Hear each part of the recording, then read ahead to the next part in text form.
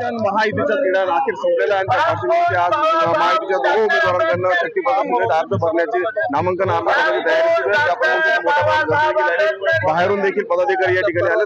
उभाटाचे शिरसाट साहेब आपण बोलूयात. नेमकं साहेब अनेक दिवसापासून हा देखील आपण विषय लावून धरला होता. तिढा संपलेला, आता पुढे काय सांगा शक्तीपथ कशाबद्दल?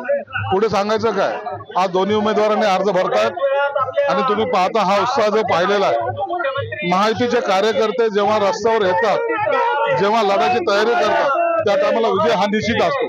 म्हणून तुम्हाला आता जाणवत असेल प्रत्येक कार्यकर्त्याच्या चेहऱ्यावर आनंद आहे आणि एक कॉन्फिडन्स ज्याला म्हणतात, तो कॉन्फिडन्स येतोय. म्हणून महायुतीचे दोन्ही उमेदवार प्रचंड मतांनी निवडून येतात. उनका बैकअप सिर्फ कल तक और हमारा चांद तक। हमारा नेता कैसा हो जो नॉन स्टॉप बैकअप दे वैसा हो। अब की बार वी गॉट इन्वर्टर बैटरी का चमत्कार। ज्या पद्धतीने आपण वारंवार दावा करत होतो, त्यावर संजय राऊत यांनी देखील सांगितलं होतं की महायुतीला उमेदवार भेटत नाही. त्यावर काय सांगितलं? त्यांनी काय दावे केले त्याला खोटं बोलण्याची एक सवय आहे. परंतु आम्ही पहिल्यापासून सांगत होतो ही जागा शिवसेनेला मिळाली, शिवसेनेला मिळाली, दुसरी भारतीताई आहे ती भाजपतर्फे आहे आणि ह्या दोन्ही जागा प्रचंड मताने निवडून येणार आहे. आमचं स्वप्न एकच आहे, दोघांचं ध्येय एक आहे, आम्हाला मोदी साहेबाला तिसऱ्यांदा पंतप्रधान बनायचं. म्हणून आमचं टार्गेट जे आहे त्या टार्गेटसाठी हे त्यांचे असलेले सपोर्टर, म्हणून हे दोन्ही सीट आमच्या प्रचंड मताने निवडून येतील. भाइयों बहनों, उनके राज में पावर रहे अनस्टेबल और हम रखे सब स्मूथ और स्टेबल। हमारा नेता कैसा हो जो स्टेबल पावर दे वैसा हो। अब की बार वी गॉट एसी स्टेबलाइजर का चमत्कार। दिंडोरी मतदारसंघ विशेषतः ग्रामीण भागामध्ये कांद्याचा प्रश्न मोठा आहे. त्या पार्श्वभूमीवर शरद पवारांनी देखील कांदा प्रश्न लावून धरला होता आणि आता प्रचारात अनेक शेतकऱ्यांच्या प्रचारात समोर जावं लागेल. आता यांना काहीतरी प्रश्न उकरून काढायची सवय लागलेली.